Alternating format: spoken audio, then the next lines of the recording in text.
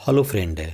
आज हम लोग बीएससी नर्सिंग का जो आपका माइक्रोबायोलॉजी पेपर है उसका पहला यूनिट डिस्कस करने जा रहे हैं, principle of microbiology and their importance in nursing.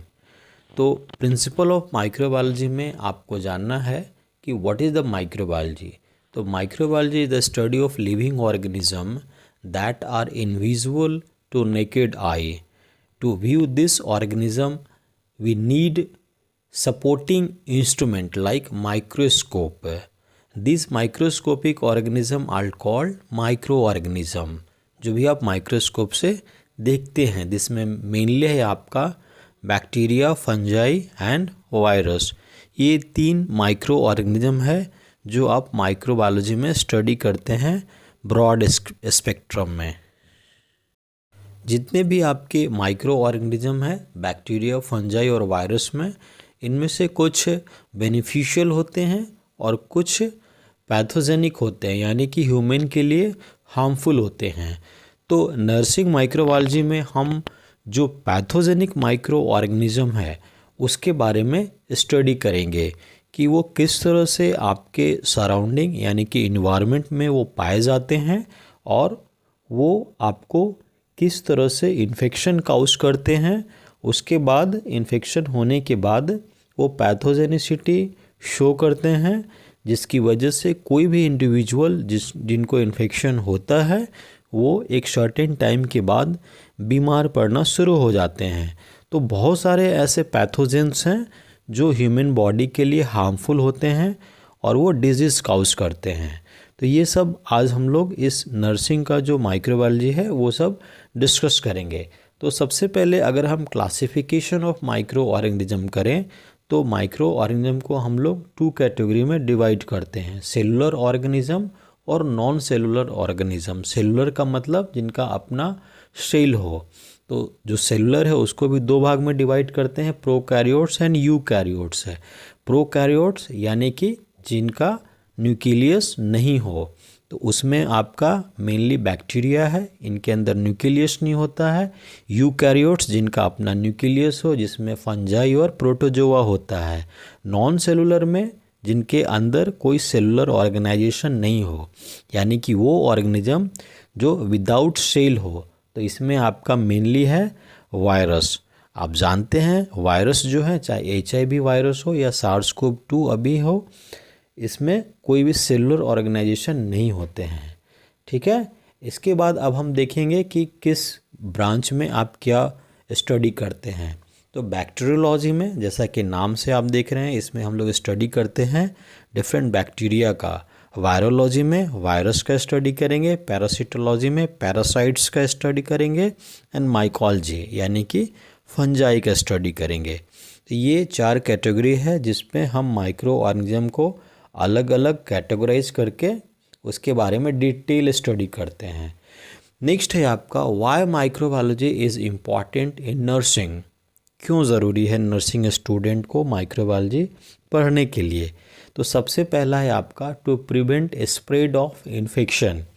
जैसे ही आप नर्सिंग के कोर्स में आते हैं तो आपको ये जानकारी होनी चाहिए कि इन्फेक्शन को कैसे आप कंट्रोल कर सकते हैं।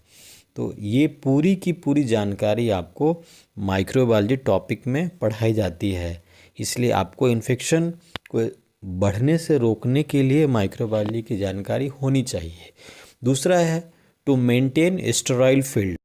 मेंटेन स्टेरिलिटी का मतलब है कि जब आप नर्सिंग के स्टूडेंट हैं और आगे जाके आपकी पोस्टिंग नर्सिंग एज अ आपका कहीं पे वार्ड में लगता है, तो पेशेंट के सराउंडिंग या हॉस्पिटल प्रीमाइसेस पे किस तरह स्टेरिलिटी मेंटेन आप करेंगे, ये आपको पूरी की पूरी जानकारी माइक्रोबायोलॉजी में दी जाती है। नेक्स्ट है आपका टू कलेक्ट स्पेसिमेन। बहुत सारे नर्सिंग स्टाफ को मालूम भी होगा कि जब आप पेशेंट का देखभाल करते हैं यानी कि आपकी ड्यूटीज़ लगती है, तो जो भी पेशेंट है वार्ड में उनका आपको सैम्पलिंग भी करना होता है। तो सैम्पलिंग करने के लिए भी आपको जानकारी होनी चाहिए, इसके लिए भी आपको माइक्रोबायोलॉजी की जानकारी होनी चाहिए, तभी आप सैम्पलिंग प्रॉपर कर सकते हैं। क्योंकि बहुत सारे ऐसे इन्फेक्शियस माइक्रो ऑर्गेनिज्म होते हैं जैसे HIV है, HCV है, हेपेटाइटिस B है। तो इन सब पैथोजन से आपको बचना भी होता है सैम्पलिंग के दौरान।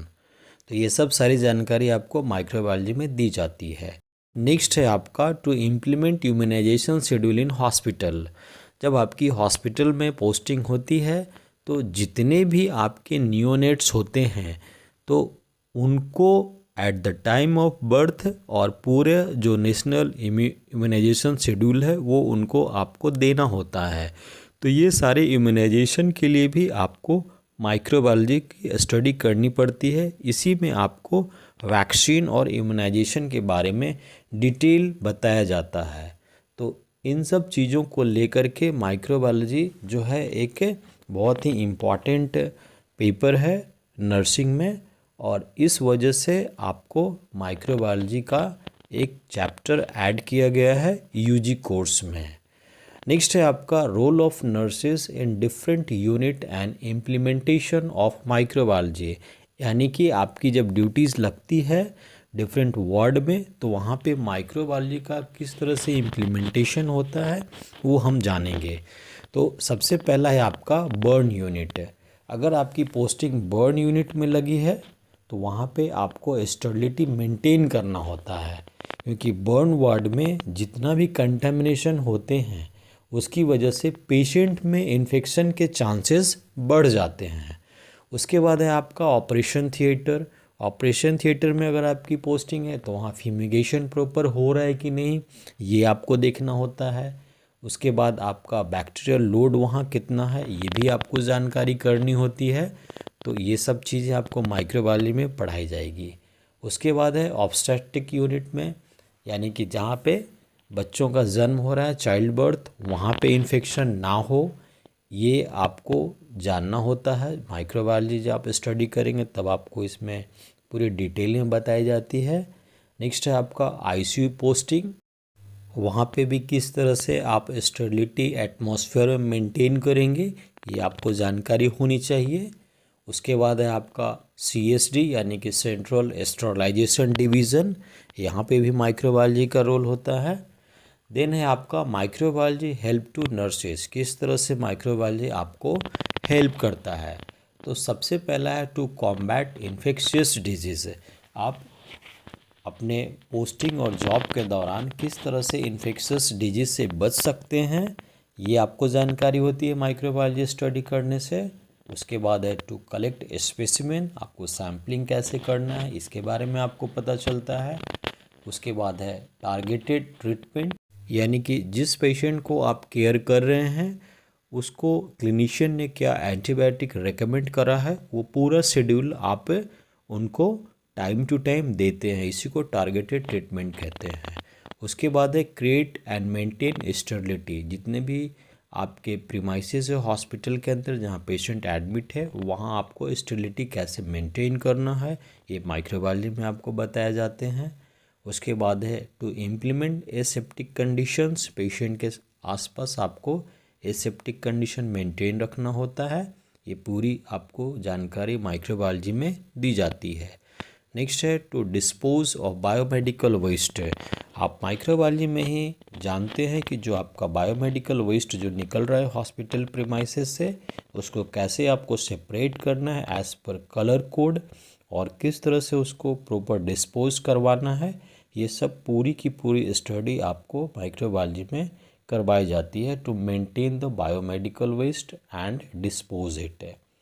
तो इस तरह से माइक्रोबायोलॉजी जो चैप्टर है आपका बीएससी नर्सिंग में वो एक नर्स को बहुत ही अच्छे से अपने आप को बचाने के लिए कैसे आप पेशेंट के साथ काम करके आप बच सकते हैं, आपको इन्फेक्शन नहीं हो सकता है और पेशेंट का आप प्रॉपर केयर कर सकते हैं, ये सारी जानकारी दी जाती है।